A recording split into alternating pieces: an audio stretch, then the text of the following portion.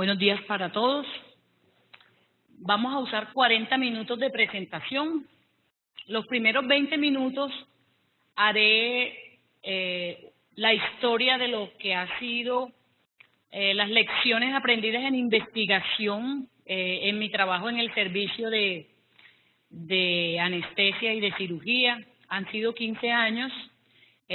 Mostraré los trabajos en cuanto a prevención del dolor postoperatorio y algo de cronificación, 20 minutos, y los segundos 20 minutos ampliaré el trabajo que se entregó para sustentarlo, justificarlo dentro de esa historia. Entonces, en el año que yo hice la residencia, el servicio de dolor estaba conformado por un anestesiólogo, el doctor Tiberio Álvarez, una psicóloga, Adriana Arroyave, un médico general, el doctor John Jairo Vargas, un cirujano, el doctor Oscar Velázquez, y una enfermera, María Eugenia Cardona. Yo roté allí y aprendí muchas cosas de medicina y de la profesión.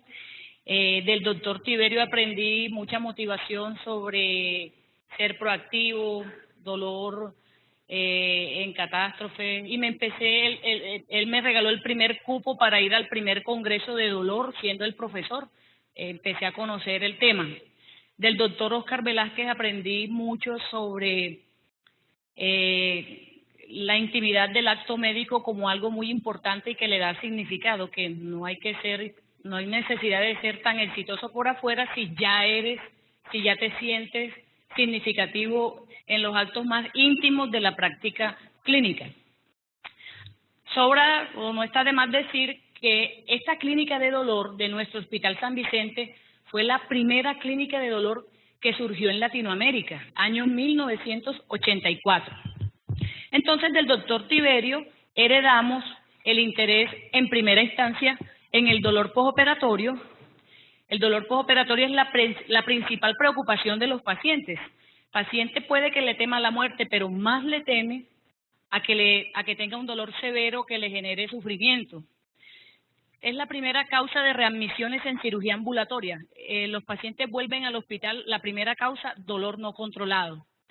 Y causa morbilidad, daña la rehabilitación, puede que en mortalidad no se note, pero si controlamos mal el dolor quirúrgico, se nos infartan más los pacientes, hacen hilo adinámico por activación del simpático. Entonces eso es lo que queremos evitar y por eso hablamos de prevención. Cuando empezamos el servicio encontré que yo no era la primera. El doctor Elkin Cardona, aquí presente, nos reportó en la revista colombiana en el año 2003 que el 70% de los pacientes reportó dolor en recuperación posanestésica. Entonces, con esa cifra empezamos 70% y empezamos a estudiar y nos dimos cuenta que para que los pacientes salgan bien a recuperación hay que hacer un plan multimodal, no basar la analgesia exclusivamente en opioides, hay que utilizar técnicas regionales de rescate o anticipadas, y si este plan falla, entonces hay que titular en recuperación el dolor severo. Empezamos entonces a organizar algunos protocolos. El doctor Elkin Castaño para la época había tomado en comodato unas máquinas de PCA. Vamos a hacer los protocolos porque cada doctor llegaba y hacía, por ejemplo, combinemos 3 ampollas de morfina con 100 cc de salino, cada uno pues con su mezcla. Para hacer los protocolos nos preguntamos, ¿morfina sola o morfina más ketamina? Porque habían comenzado a salir los primeros reportes del valor de ketamina en la analgesia multimodal. Este fue el primer ensayo que hicimos con los residentes, comparar si la adición de ketamina a la morfina en la analgesia por PCA es superior al estándar que es la morfina sola. Entonces medimos niveles de dolor a las 24, 48 horas con la escala visual análoga. Medimos el consumo de morfina y medimos los efectos adversos. En esa época el doctor Luis Chaparro, que entró también al programa, nos dijo, vea, hágalo en un modelo homogéneo, no coja todo tipo de cirugía, tome un modelo de laparotomía, por ejemplo, Eso hicimos. Entonces, incluimos pacientes de cirugía de abdomen, incluida ginecología, histerectomía, hemicolectomía, próstata, todo lo que implicara abrir la cavidad abdominal. Esos primeros resultados, entonces, incluimos 112 pacientes, no encontramos diferencias en ninguna de las dos esquemas, pero observamos 17% de reducción en el consumo de morfina, que como nuestro desenlace era ahorrarnos por lo menos el 20%, no dio estadísticamente significativo. Esta diferencia en el consumo de morfina, después vimos en los metaanálisis que sí es un desenlace importante y que con pretender ahorrarnos hasta el 10% puede ser clínicamente significativo. Estas fueron las tablas, escalas de dolor y consumo de opioides, ahorro de un 17% en el grupo azul, que era combinación de morfina con ketamina versus morfina solo. Consumen más y los niveles de dolor sí fueron no muy diferentes. Eso fue en el año 2008 que pudimos publicar y después, 2 años después, British Journal of Anesthesia, año 2010, en esta revisión cualitativa de ensayos doble ciego, nos da una conclusión similar a nuestro estudio de la Universidad de Antioquia. Nos dice textualmente, el beneficio de adicionar ketamina a la morfina en la PCA en cirugía abdominal ortopédica permanece no claro. Puede que sirva, pero no hay estadísticamente ninguna diferencia. Y yo dije, ay, pero y entonces eso no es lo mismo que a nosotros nos dio en el trabajo. Sí, y fuimos a ver cada uno de los trabajos, habían modelos de toracotomía, estos dos de la raya roja son modelos de la que nos dijo Luis Chaparro, un modelo homogéneo, cirugía de abdomen. Aquí está Rebase, créanme que yo sí, lo que dice ahí porque no se lee claramente, pero Reed estudió aquí en cirugía abdominal mayor y le dio también no significativa la diferencia, no significativa para score de dolor ni para reducción del consumo de morfina. Al otro, que hizo también en cirugía mayor abdominal, le dio significativa para el consumo de morfina, a nosotros nos dio 17%, a él le dio, en todo caso le dio también que sí cambia el consumo de morfina, pero entonces dijimos, ¿y qué pasó? Pasó que no lo publicamos en inglés. Hay que publicar en inglés, fue la primera lección aprendida de este trabajo. Pero bueno, estuvimos contentos de haber dicho lo mismo que decía British Journal of Anesthesia. Seguimos entonces con el tema del segundo punto que se llama técnicas regionales. Estábamos también haciendo con el doctor Fabián, que era residente, el primer protocolo de epidural y nos preguntamos si morfina, bupivacaína era lo mismo que otra combinación y fuimos a buscar pues en Estados Unidos hidromorfona en escuelas como Massachusetts usan hidromorfona. Entonces, ¿qué? ¿Cogemos morfina o hidromorfona como ayudante? Esa fue la pregunta del segundo RCT que nos planteamos para dolor postoperatorio que requiera epidural analgésica, pero como ya sabíamos que era eficaz o efectiva, la pregunta del RCT era efectos adversos, que los pacientes tuvieran menos náusea y vómito, que no hicieran tanta retención urinaria, prurito y depresión respiratoria. Fue la primera vez que empezamos a publicar en inglés. Todavía no fue una publicación en un artículo definitivo, pero fue el primer abstract que nos aceptaron en Montreal, en la Sociedad Internacional de Dolor. Llevamos los resultados de ese trabajo, de la tolerabilidad de dos esquemas diferentes de opioides en la epidural analgésica combinado pues con el anestésico local. Aquí están los resultados. El grupo azul, morfina, bupivacaína versus el grupo verde, hidromorfona, bupivacaína en dosis equivalentes. Como ven, donde dio un poco más de prurito fue en el grupo morfina, pero el resto de los efectos adversos muy parecidos, con tendencia a favorecer la hidromorfona, pero no era gran cosa la diferencia, no era clínicamente importante, de modo que mantuvimos el protocolo que se venía trabajando y que aún hoy se trabaja, que es morfina más bupivacaína. Eso fue en el año 2010 ya. El siguiente trabajo, ya habían pasado unos 6 años y nos preguntamos, bueno, lo estamos haciendo un poco mejor. Las cifras del doctor Elkin Cardona, ¿cómo van? Medimos a las 24 horas, no medimos en recuperación, medimos realmente a las 24 horas de operados los pacientes, dolor, intensidad de dolor dinámico y en reposo. Este es en reposo, les duele de moderado para arriba, el postoperatorio 60%, un poquito menos del 70% que había dicho el doctor, pero el dolor dinámico sí seguía siendo un problema. Esto fue un estudio de prevalencia, una encuesta al día siguiente del paciente hospitalizado haber sido operado. Esta la publicamos en Yatrella y vemos en estas cifras pues que no habíamos logrado cambiar mucho la realidad. Y esta realidad de dolor difícilmente controlado 60, 70%, hasta 80% en el dolor dinámico no es colombiana. El mundo entero sigue reportando lo difícil que es lograr eso a pesar de la tecnología, del nuevo fármaco. El dolor sigue siendo importante en Europa y en Estados Unidos, las cifras siguen siendo altas. Entonces, esta prevalencia, intentamos cambiar un poco eso. El director de la época nos dijo, a mí me parece que aquí hay muchos pacientes que le sigue doliendo todavía, a pesar de que ustedes hacen su ronda. Y fue verdad, la ronda ve unos 8 o 10 pacientes de cirugía mayor. Pero para experimentar dolor severo no hay que tener una amputación o una toracotomía. También una simple osteosíntesis de cúbito y radio, hemos visto pacientes con pobre manejo del dolor experimentando dolor extremo.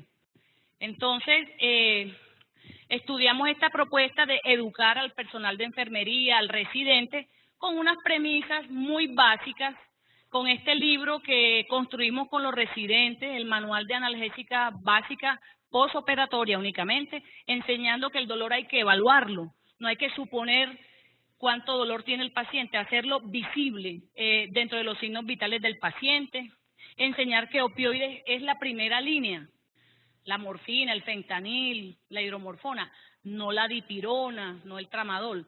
Estamos hablando del año 2007. Multimodal, ahorrar opioides para bajar efectos adversos. El concepto de analgesia de rescate, porque genéticamente cada paciente tiene un requerimiento de opioides diferente. Y hacer profilaxis de efectos adversos. Hay factores de riesgo de náusea y vómito que hay que corregir. Hay que hacer la profilaxis con haloperidol o con dexametasona y advertir las banderas rojas porque a todo paciente no se le puede administrar un AINE, que es un excelente analgésico multimodal porque es el único que previene la transducción anormal en el modelo de dolor quirúrgico. Entonces, esas 5 premisas las enseñamos, las escribimos en el libro, hicimos 20 y pico de talleres con enfermería y vimos que antes de esa vía clínica, dolor severo, 48%, y se bajó a 22% después de enseñar al personal del hospital. A expensas de bajar este dolor severo, tuvimos un poco más de dolor moderado, se bajó, pero se nos subió un poquito el dolor moderado, pero eso es lo importante porque tener 0 dolor en el postquirúrgico es una meta a menudo no alcanzable. Pero se logró este desenlace de bajar las cifras de dolor severo y por primera vez ese trabajo que era como protocolo se logró hacer como un artículo para presentar y esta revista nos lo aceptó, es un journal online, el impacto pues de esta vía clínica para aliviar el dolor severo en un hospital universitario de Sudamérica. Esa fue la primera presentación que la puede leer cualquier persona del planeta en inglés. El punto es que lo que se enseñó ahí es que la morfina es el opioide ideal de rescate. Eso confirma es lo que enseña British Journal en un metaanálisis, 22 ensayos. Nos dice, el uso de la morfina titular en la unidad de cuidados posanestésicos provee alivio del dolor al 98% de los pacientes, aquí dice 98%, les va muy bien con morfina. El efecto adverso más importante es depresión respiratoria, pero es muy infrecuente y se debe adaptar la dosis de morfina para aliviar el dolor. Esto es importante porque estamos dando dosis bolo del libro, decimos 0.5 y resulta que cuando ellos dicen adaptar la dosis de morfina es que si tú tienes un dolor severo, deberías escoger una dosis mayor.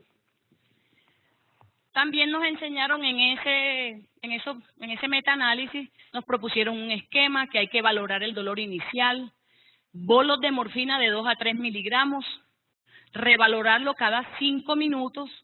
Si está mejor, pues está mejor. Si no, hay que hacer otras medidas y valorar el estado de sedación antes de aplicar el siguiente bolo. Nosotros, en ese momento de esa historia, comparamos el trabajo que se trae hoy para proponerlo en el escalafón, que es comparar la efectividad de fentanil, que era el nuevo opioide, que no era nuevo, pero en el medio colombiano sí, versus morfina, que ya expliqué que es la tradición, que es la que tiene el soporte en la literatura, con un ensayo pues bien aleatorizado, doble ciego, como debe ser. Se tomaron 60 pacientes en la unidad. Voy a explicar ese trabajo al final, pero dentro de esta historia lo que encontramos es que se comporta muy parecido. 26% de los pacientes del grupo morfina experimentaron dolor leve en respuesta pues a la titulación versus 30% a los 5 minutos. De eso voy a ampliarlo seguidamente. Estas son las medias de dolor a los 5, a los 10 de esos dos opioides como analgesia de rescate. Pero bueno, ¿cuál es el foco en rescatar los pacientes en recuperación? En esas primeras horas, esos primeros trabajos que nos interesa que esas primeras horas el dolor esté controlado. Porque como empezamos clínica de dolor, empezamos a ver los problemas del dolor crónico complicado, lo veíamos en la ronda. Y yendo a buscar el dolor crónico postquirúrgico, nos dice de nuevo British Journal en el año 2008 que empiezan, dice, la evidencia de que el dolor severo postoperatorio está asociado con una alta incidencia de dolor crónico postquirúrgico es contundente, es el factor de riesgo más fuerte. Si dejamos que se encienda esa sensibilización central, los pacientes van a experimentar dolor severo.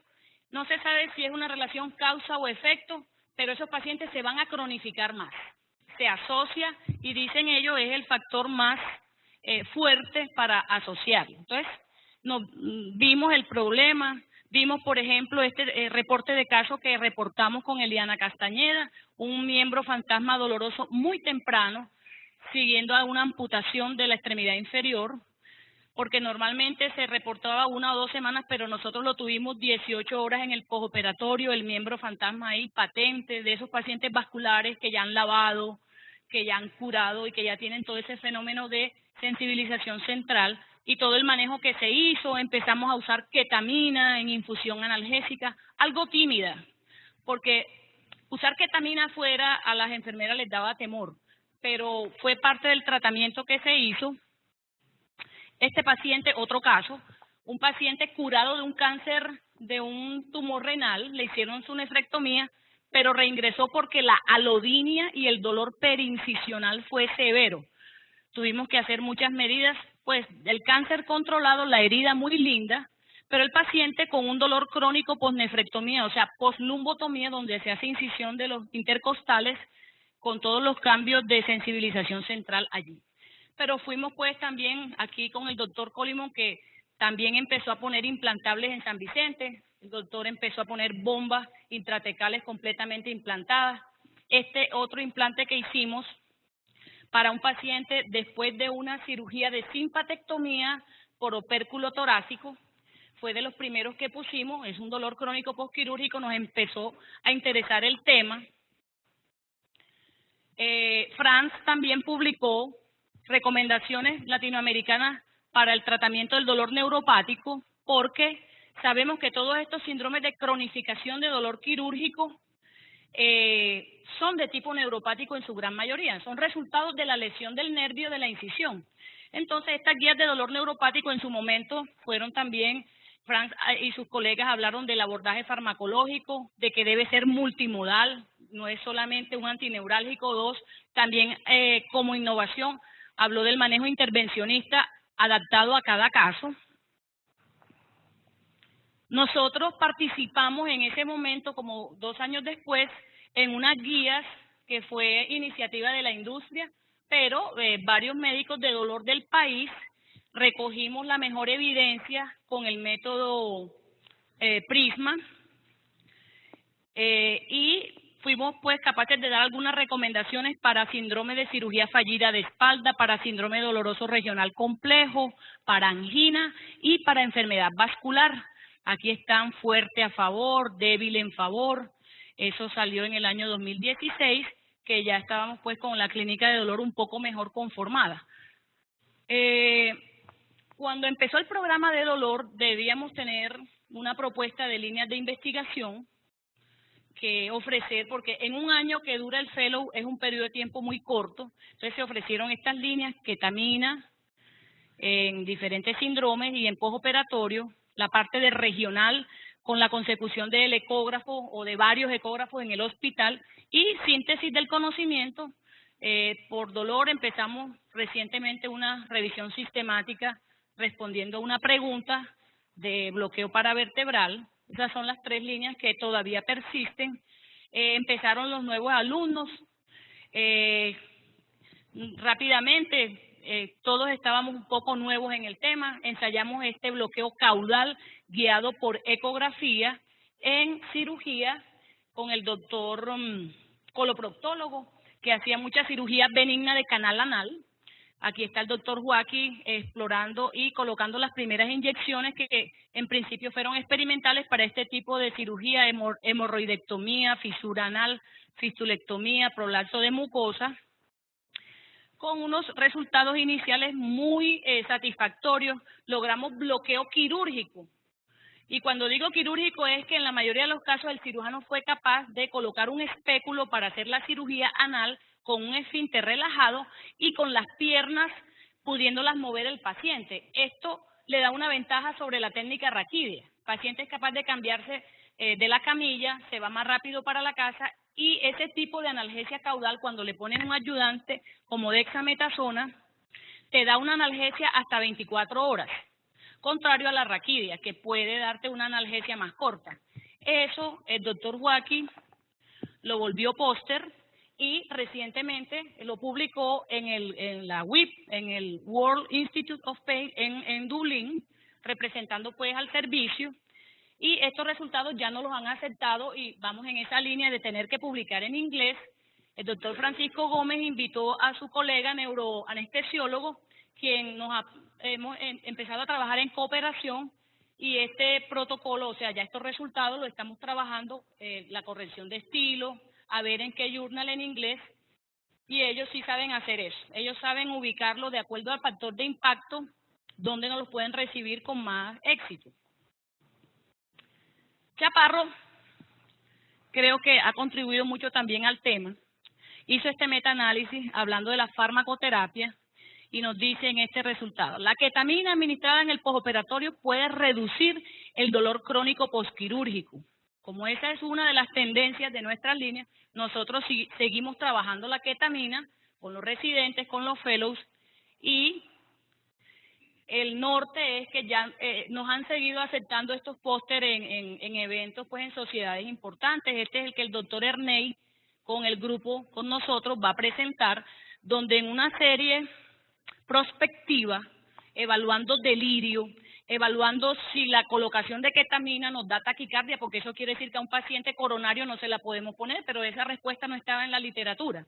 Entonces, vamos a mostrar que la frecuencia de delirio es muy poca en 102 pacientes, que hay pesadillas, hay alucinaciones, pero que no comprometen la rehabilitación del paciente. Sedación en bajo porcentaje, y además la parte hemodinámica, no se encontró diferencias en la frecuencia de taquicardia o de hipertensión, y el nivel de dolor medido 3,2, que se considera bien controlado el dolor, es lo que el grupo va a presentar en septiembre. Entonces, en esta línea que he mostrado, en el año 2017, el Consejo me pide mostrar un trabajo para candidata a profesor titular. Para ese momento, entonces, llevamos 3 ensayos, RCT, 1 en inglés, 3 series de casos, un estudio descriptivo que aún no hemos podido sacar a la luz, 2 guías de manejo y 4 reportes de caso. De ese entonces voy a hacer énfasis en el que se presentó, que es comparación de fentanilo versus morfina para rescatar al paciente con dolor severo. Este trabajo tiene unos antecedentes, una historia. Como les dije, las 4 primeras horas son un predictor de dolor a las siguientes 48 horas. El que comienza mal le va a ir mal. Por eso al paciente, si no te funcionó tu bloqueo, tu AINE, debe rescatarlo lo más eficiente y rápidamente posible en esas primeras 4 horas, si te falló tu plan. ¿Qué teníamos? Cuando el doctor Elkin Cardona revisó los medicamentos que se ponen en recuperación, ¿qué encontramos? Que cuando el paciente siente dolor, 58% le ponían dipirona, año 2003. Que el 29% le ponían tramadol más dipirona.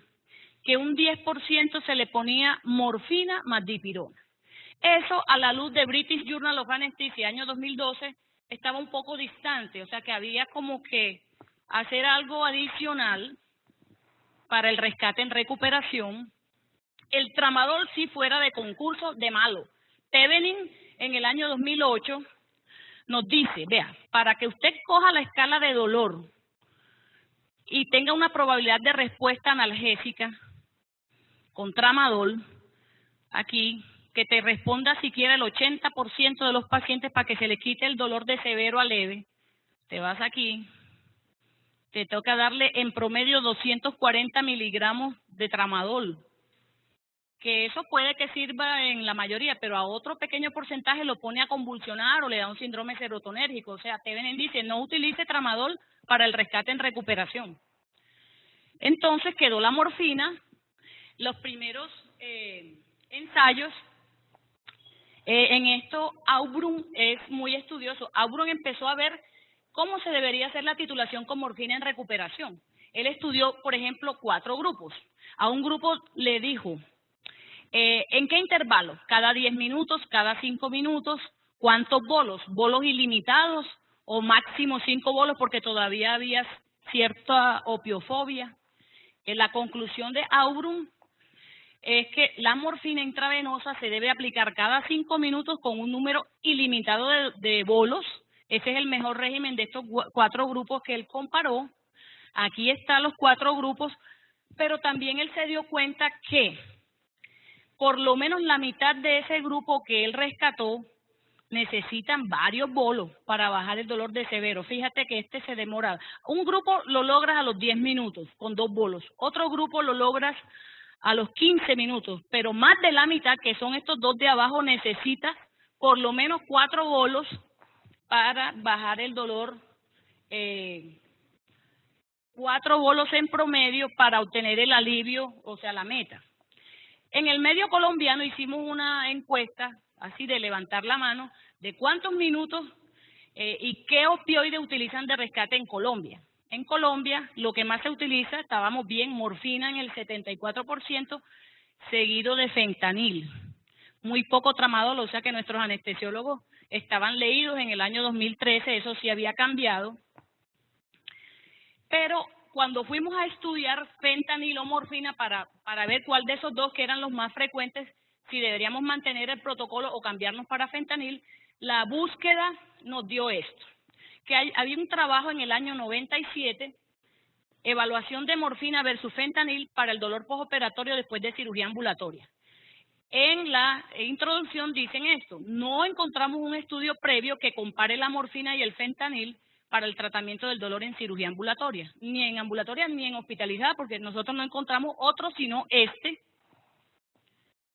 Nos llamó la atención que se utilizó dosis fija, independiente si es un paciente desnutrido de 40 kilos o un paciente nórdico de 2 metros de alto, o sea, darle 2 miligramos de morfina o 40 microgramos de fentanil no parece ser terapéutico para un dolor severo con estas diferencias de peso. Entonces, la dosis bolo no calculada por peso del paciente nos hizo empezar a pensar si realmente deberíamos creer todo el resultado. Este es el trabajo de ellos, grupo morfina, grupo fentanil, la tabla pues comparativa, metieron cirugía ortopédica, diferentes tipos de cirugía. Esto es su resultado, pero mire que lo reportan cada 10 minutos. Tiempo cero cuando el dolor está intenso, cada 10, cada 20, etcétera, etcétera. Y nosotros nos, mire, de los resultados, esta conclusión dice, después de 20 minutos en la unidad de recuperación, ambos grupos alcanzaron alivio significativo. Pero a mí 20 minutos me parece mucho tiempo. A mí quedarme con dolor severo esperando que se me alivie 20 minutos me parece, con el fentanil enfrente, que es lipofílico, que empieza a actuar en la inducción anestésica desde los 4 minutos, yo sí estaba obligada a responder esta pregunta de una manera más satisfactoria. Le preguntamos a los anestesiólogos del país, ¿cuánto tiempo cree usted que es razonable bajarle el dolor de severo a leve a un paciente? Con estas opciones, menos de 5, 10, y la mayoría, ese fue el Congreso de Anestesia del año 2013, dijo esto, que 5 o menos. El resto dijo que de 6 a 10 y así. Bueno, este también dijo que de 11 a 15. Yo creo que eso me lo dijo un profesor. ¿Cómo así? ¿Que cuánto tiempo? El mínimo posible. 1 minuto de dolor severo puede ser una cosa muy larga. Entonces, aquí está el trabajo que se trae hoy. Se compararon ambos opioides. El desenlace era el tiempo necesario medido cada 5 minutos en bajar el dolor severo a leve, o dicho de otra forma, el porcentaje de pacientes con un dolor menor de 4, que es leve, en cada grupo, en respuesta al rescate analgésico. Desenlaces secundarios, efectos adversos, y el antecedente que ya expliqué es que solamente un ensayo en dolor postoperatorio no responde satisfactoriamente esta pregunta. Entonces la trabajamos de nuevo. Este es el flujograma de los pacientes, entraron pues a elegibilidad. Se excluye, los que no cumplieron los criterios de inclusión, que es un estado cognitivo para valorar el dolor, cirugía que no comprometiera esa parte cognitiva, edad mayor de 65 años. Entonces, de los que estaban elegibles,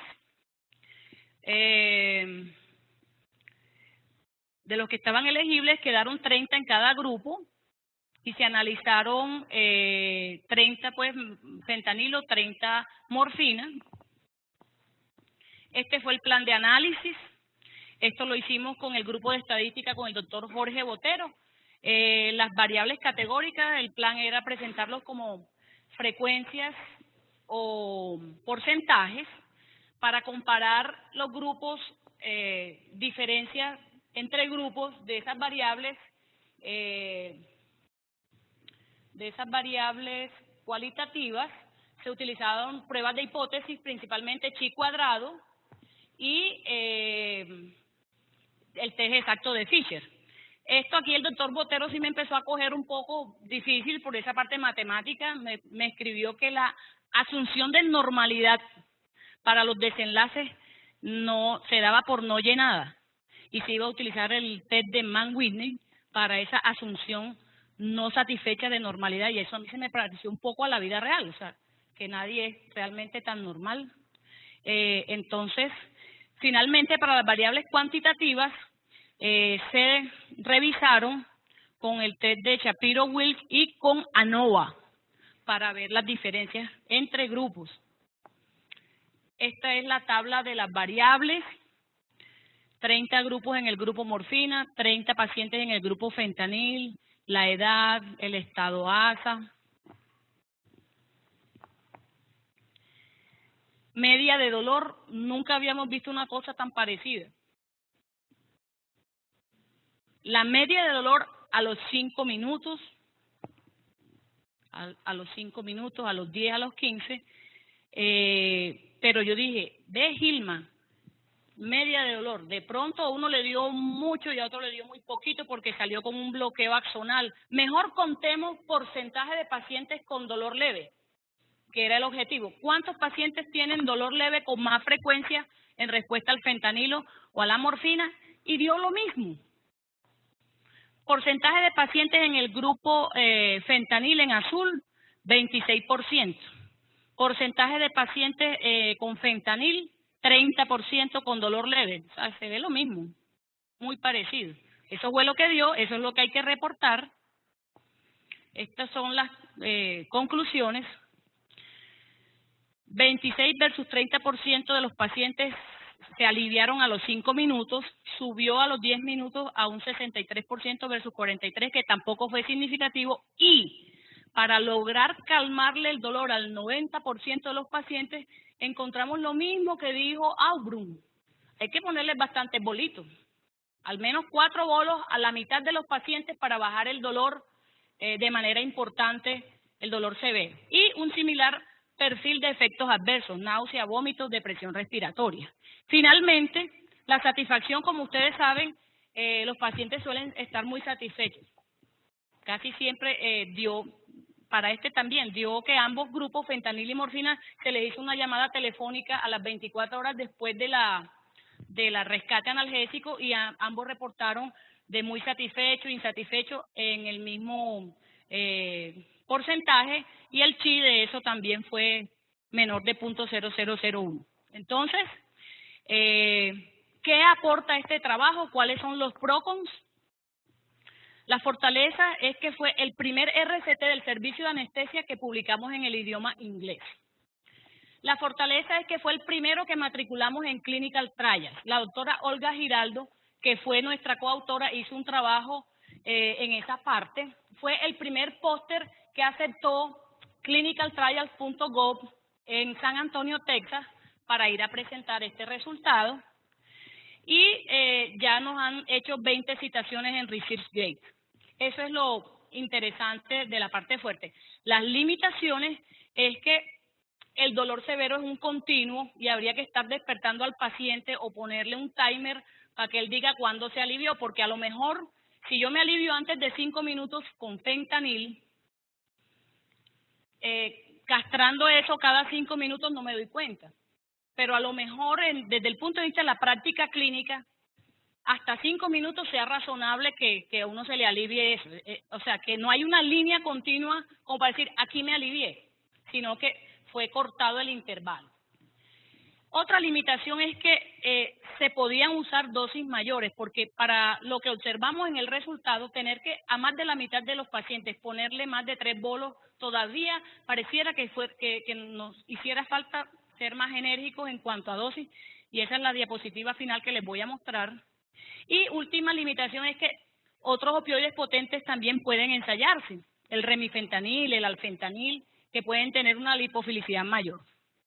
¿Por qué digo que ensayar una dosis mayor pudo ser una limitante? Porque eso lo dijo también Aubrun, el estudioso del rescate. Aubrun dijo, vea, si usted arranca con escalas de dolor de 6 o 7, o sea, dolor severo, usted empieza a necesitar una dosis de morfina mayor, casi el doble. Vea, si usted tiene un dolor de 7 aquí, necesita 0.15 equivalente. En cambio, si usted tiene un dolor de 4 o de 3,5, necesita la mitad. O sea que no le podemos aplicar la misma receta del libro a un paciente que tiene dolor severo, que fue la que nosotros usamos, versus uno que tenga un dolor no severo. Entonces, eso puede ser una limitante que no nos haya permitido ver un impacto mayor del fentanil. Termino entonces diciendo que el trabajo es un trabajo de no inferioridad o con resultados iguales, o algunos lo llaman negativos, o sea, dio lo mismo en ambos lados, pero a pesar de eso, las últimas guías que revisamos con los residentes de dolor del año 2016 nos hablan de que todo plan debe ser multimodal, hay que usar, coja cualquier cirugía, aquí están las cirugías, toracotomía, bypass coronario, histerectomía, y estas tablas son, ¿le va a poner sistémico? Póngale un AINE, póngale gabapentina si se va a cronificar, o ketamina, pero miren que en rojito está opioide, opioide, opioide. O sea, el opioide sigue siendo, a pesar de todas las críticas, número 1 en rescate analgésico, sigue vigente como parte de esto. Hay que poner una técnica axonal, ya sea de neuroaxial o periférica. La parte de ecografía pues cada vez toma más importancia, y la parte no farmacológica. Hay que poner TENS, hay que hacer terapia cognitiva, o sea, no todo es farmacología. Entonces, en este sentido, el trabajo aporta conocimiento. Termino pues la charla como empezamos con la historia, con 5 participantes. La historia va, esta fue la foto del primer año que se hizo el fellow. El doctor Tiberio nos sigue acompañando, el doctor Francisco, el doctor Héctor, estuvieron ayudando mucho la creación del programa, que ya tiene su cuarta corte, pues pasó el examen. Es un trabajo colectivo. Me enseñaron a ser humilde, a no tener ningún tipo de protagonismo y bueno, hay muchas cosas que se pueden seguir haciendo. Gracias.